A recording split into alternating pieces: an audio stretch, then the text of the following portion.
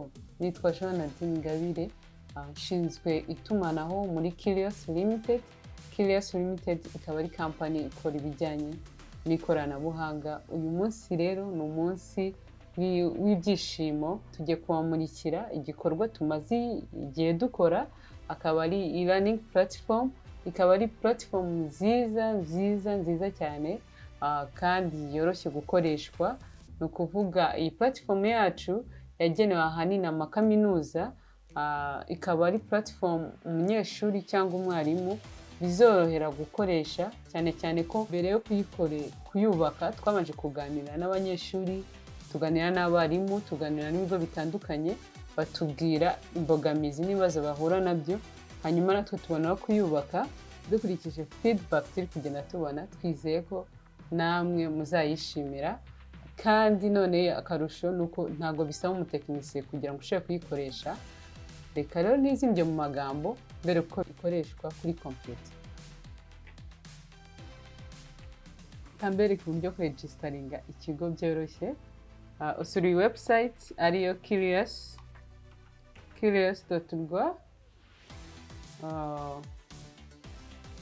Ukahita ubona website iguha amakuru yose kuri iyi platform.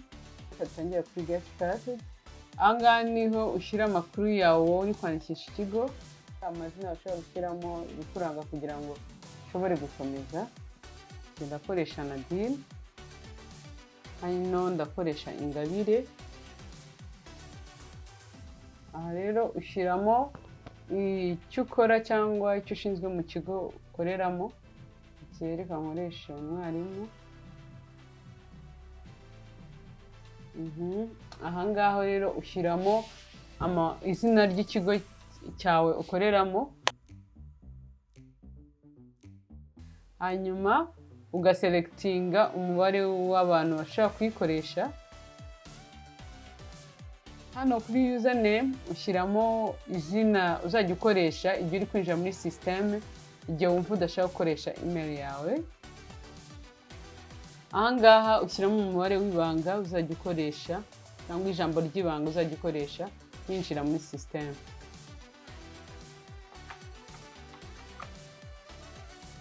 Ukawusubiramo.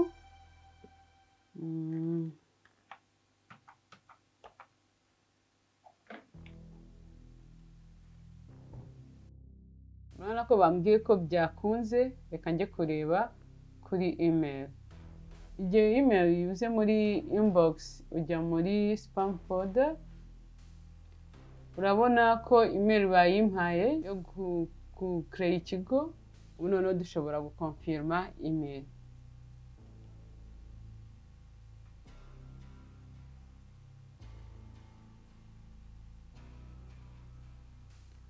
Murabona ko hano baduhaye batwemere kwinjira mu kigo nyuma y'uko twakanze ya confirm email.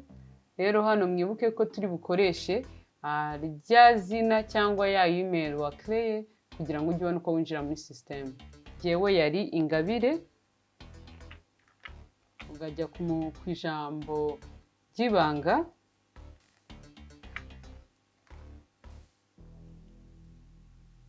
Warangiza murabona dashboard bamaze kumereza. Ntaribagirwa, nagira ngo mbibutse ngo tuvuge admin winjiye. Ntabwo ubutaha numara login out, ubutaha uzaza winjira nko kundi winjiye mbere. Buri impamvu bwa mbere winjiye uri gucreating ikigo, ni ukuvuga ngo nusohokamo mu kugaruka ntabwo uzinjirira kuri kilios.rw, ahubwo uzinjirira kuri elearning.rw.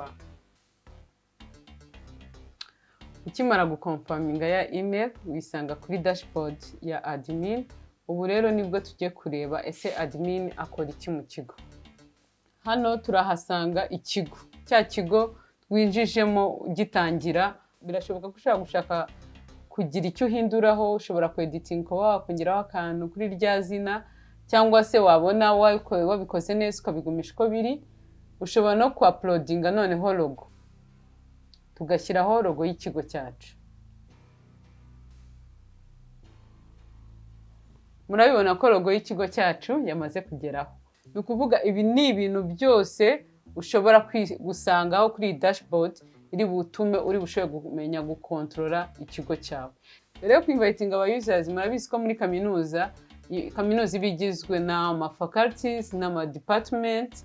So ubu rero tugiye gushaka creating faculty kugira ngo tubone uko tuza kwinjizamo abarimu.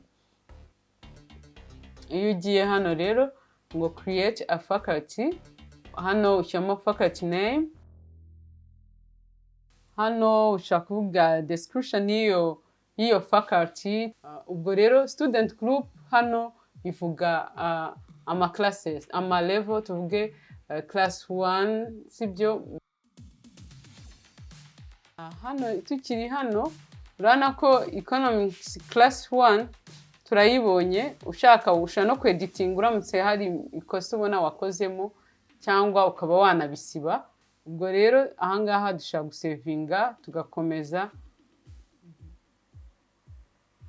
Urabona ko byahindutse, nuko dushaka gutangira kwinvitinga aba users. User rero niyo tugiye kwinvitinga, ashobora kuba ari umwarimu cyangwa agashobora kuba ari umunyeshuri. Ariko iyo murabizi neza iyo amasomo ahari nta wundi muntu ubanza kuhagera n'umwarimu kugira ngo agire ibyo ategura, hanyuma hakaza kuzamo abanyeshuri nyuma yaho gatoya. Ni ukuvuga ngo umwarimu niwe duselectinze, niwe twemeje ko ariwe tugiye kwinjizamo. Hakaza class nyine iyo ariyo cyangwa ya faculty ni economics class 1. Noneho tukadingamo noneho ya email y'umu instructor tugiye kwinvitingamo hano.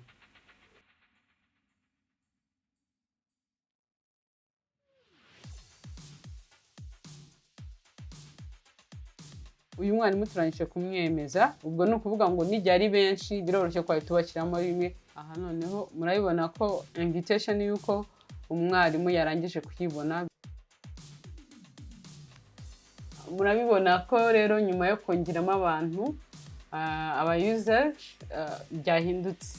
Ushaka rero kumenya amakuru y'ikigo cyawe muri details, ukuvuga ushaka kumenya aba users, ushaka kujyana kuri users ukabona users list. Ushaka dushaka no gukanda kuri umwe kugira ngo tubone amakuru ye yose.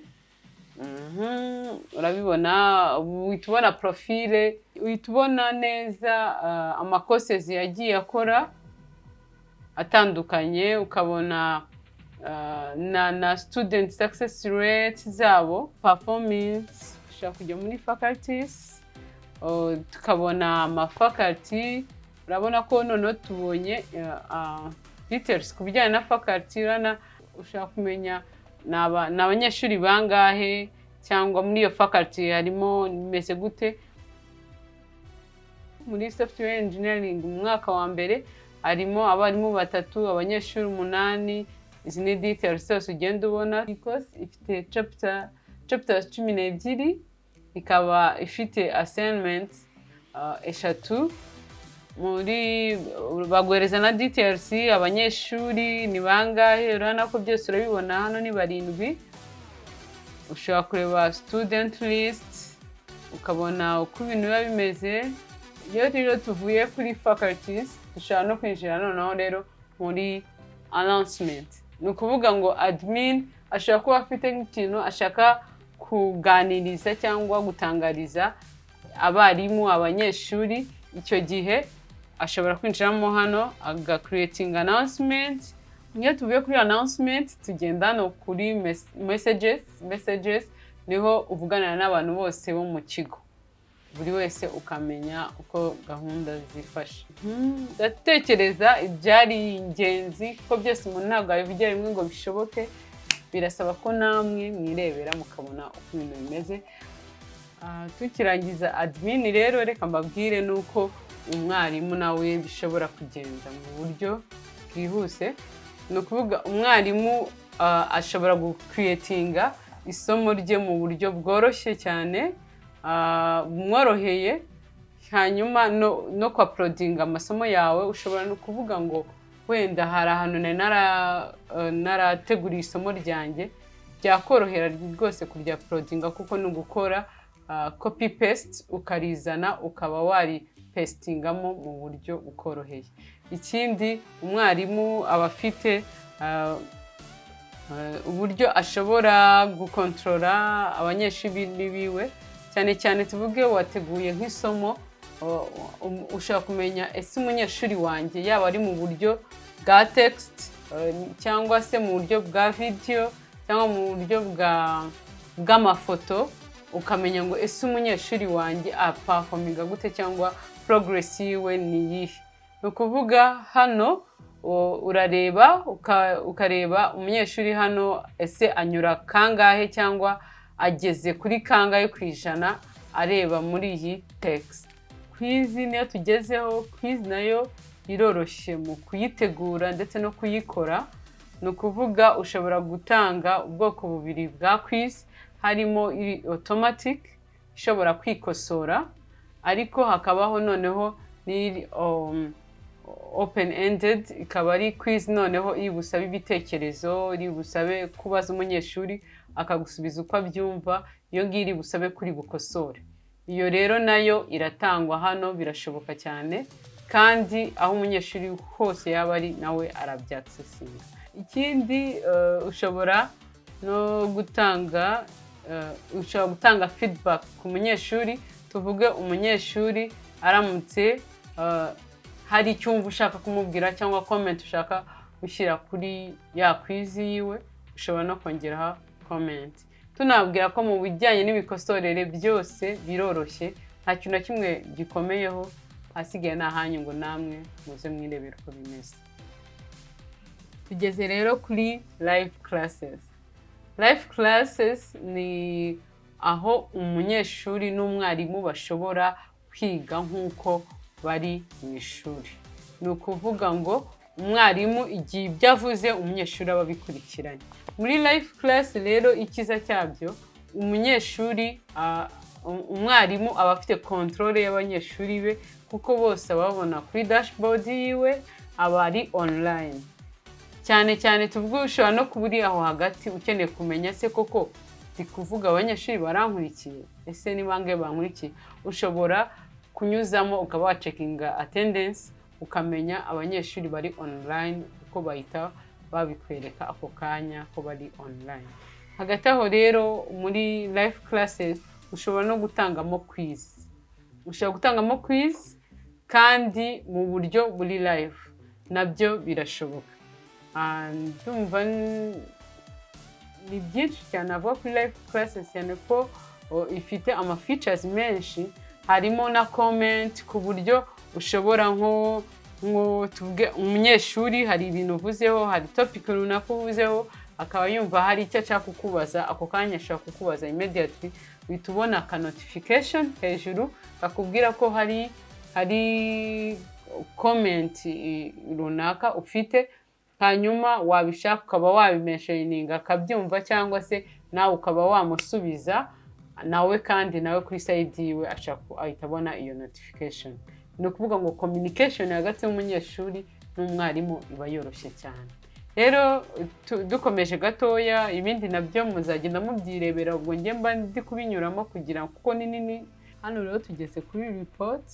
Hano kuri report umwarimu amenya courses progress ziwe, akaba yanabona na submissions aheruka, kandi akaba yanayakosora.